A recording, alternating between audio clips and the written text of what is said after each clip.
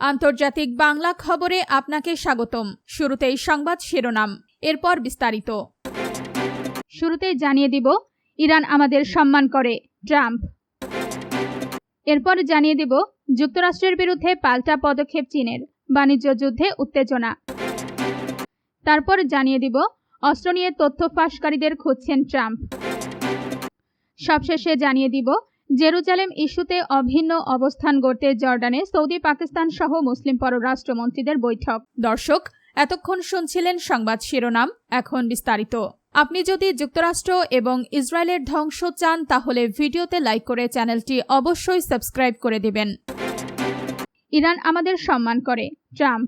মার্কিন president Donald Trump বলেছেন, ইরানের সঙ্গে আলোচনা চলছে, তারা আমাদের সম্মান করে। সেই সঙ্গে তিনি ইরানের বিরুদ্ধে সামরিক অভিযান চালানোর চেয়ে আলোচনার মাধ্যমে একটি সমঝোতায় পৌঁছাতে বেশি আগ্রহী বলেও জানান। স্থানীয় সময় বুধবার 5 আগস্ট লাস ভেগাসে এক অনুষ্ঠানে এসব কথা বলেন ট্রাম্প। তিনি বলেন, আমি মানুষ হত্যা করতে চাই না, তাই যুদ্ধের বদলে একটি চুক্তি করতে চাই। তিনি আরও দাবি করেন, তার প্রশাসন দ্বিতীয় বিশ্বযুদ্ধের পর সবচেয়ে বড় হামলা চালানোর প্রস্তুতি নিয়েছিল। তবে ইরানের কর্মকর্তারা আলোচনার আগ্রহ প্রকাশ করায় সেই পরিকল্পনা স্থগিত করা হয়। ট্রাম্পের ভাষায়, তারা আমাকে ফোন করে বলেছিল, দয়া করে হামলা করবেন না, আসুন কথা বলি। এখন তারা বলছে, আমরা এমন কিছু বলিনি, কিন্তু ভুয়া সংবাদ মাধ্যমও জানে তারা বলেছিল। যাই হোক, এখন আলোচনা চলছে, দেখা যাক কি হয়। তারা আমাদের সম্মান করে। যুক্তরাষ্ট্রের বিরুদ্ধে পাল্টা পদক্ষেপ চীনের, বাণিজ্য যুদ্ধে উত্তেজনা। যুক্তরাষ্ট্রের একের পর এক বাণিজ্য ও প্রযুক্তি নিষেধাজ্ঞার জবাবে পাল্টা অবস্থান নিয়েছে চীন। 7টি মার্কিন প্রতিষ্ঠানের সঙ্গে ব্যবসাও নিষিদ্ধ করেছে তারা। একই সঙ্গে যুক্তরাষ্ট্রমুখী ড্রোন ও সংশ্লিষ্ট প্রযুক্তির রপ্তানিতে কড়াকড়ি আরোপ করেছেন বেইজিং। আপনি যদি যুক্তরাষ্ট্র এবং ইসরায়েলের ধ্বংস চান তাহলে ভিডিওতে লাইক করে চ্যানেলটি অবশ্যই সাবস্ক্রাইব করে দিবেন। অস্ত্র নিয়ে তথ্য ফাঁসকারীদের খুঁজছেন ট্রাম্প। যুক্তরাষ্ট্রের অস্ত্র ও গোলাবারুদের মজুদ কমে যাচ্ছে, এমন তথ্য যারা গণমাধ্যমে ফাঁস করেছে তাদের খুঁজে বের করবেন দেশটির প্রেসিডেন্ট ডোনাল্ড ট্রাম্প। একই সঙ্গে তিনি তথ্য ফাঁসকে রাষ্ট্রদ্রোহমূলক আখ্যা দিয়ে জড়িতদের বিরুদ্ধে কঠোর আইনি ব্যবস্থার হুঁশিয়ারি দিয়েছেন। বুধবার 5 আগস্ট নিজের সামাজিক মাধ্যম ট্রুথ সোশ্যালে দেওয়া এক পোস্টে এমন দাবি করেন ট্রাম্প। মার্কিন প্রেসিডেন্ট বলেছেন, যুক্তরাষ্ট্রের কাছে এখনও বিপুল পরিমাণ অস্ত্র ও গোলাবারুদ মজুদ রয়েছে। বিশেষ করে গুরুত্বপূর্ণ অস্ত্রের কোনো ঘাটতি নেই। পাশাপাশি প্রয়োজন অনুযায়ী নতুন অস্ত্র উৎপাদন করা হচ্ছে এবং দ্রুত সরবরাহ নিশ্চিত করা হচ্ছে। ট্রাম্পের দাবি, মার্কিন প্রতিরক্ষা শিল্প বর্তমানে ইতিহাসের সবচেয়ে বড় সম্প্রসারণের মধ্য দিয়ে যাচ্ছে, যা ভবিষ্যতে যুক্তরাষ্ট্রের সামরিক সক্ষমতা আরও বাড়াবে। সম্প্রতি বিভিন্ন গণমাধ্যমে প্রকাশিত প্রতিবেদনে বলা হয়, ইউক্রেন ও মধ্যপ্রাচ্যে ব্যাপক সামরিক সহায়তা দেওয়ার কারণে যুক্তরাষ্ট্রের কিছু গুরুত্বপূর্ণ ক্ষেপণাস্ত্র ও গোলাবারুদের মজুদ কমে এসেছে।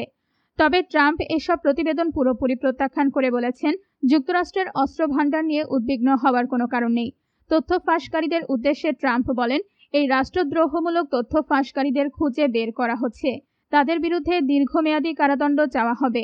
ট্রাম্পের এই মন্তব্যের পর যুক্তরাষ্ট্রের সামরিক গোপন তথ্যের নিরাপত্তা, অস্ত্রের মজুদ এবং তথ্য ফাঁসের ঘটনা ঘিরে নতুন করে আলোচনা শুরু হয়েছে।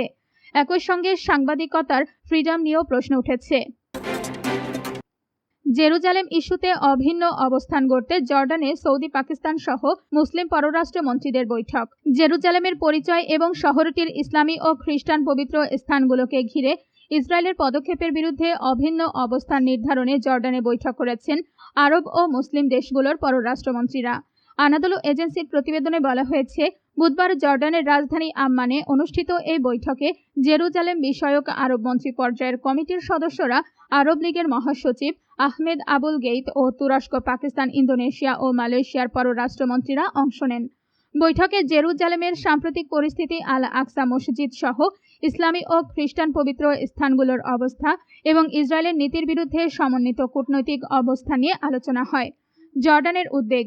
বৈঠকের উদ্বোধনী বক্তব্যে জর্ডানের পররাষ্ট্রমন্ত্রী আইমান সাফাদি বলেন, জেরুজালেম এখন অভূতপূর্ব হুমকির মুখে।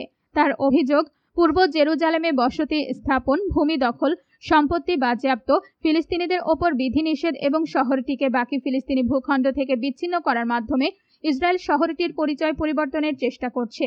তিনি আরও অভিযোগ করেন, ইসরায়েল আল আকসা মসজিদের ইসলামী পরিচয় ক্ষুণ্ণ এবং এর দীর্ঘদিনের ঐতিহাসিক ও আইনগত অবস্থান পরিবর্তনের চেষ্টা করছে। পাশাপাশি ইসলামী ও খ্রিস্টান উপাসনালয়ে ধর্মীয় স্বাধীনতা সীমিত করা হচ্ছে এবং গির্জা ও খ্রিস্টান ধর্মযাজকরাও চাপের মুখে রয়েছেন। সাফাদির মতে, এসব পদক্ষেপ পশ্চিম তীরে ইসরায়েলি দখল আরও শক্তিশালী করা।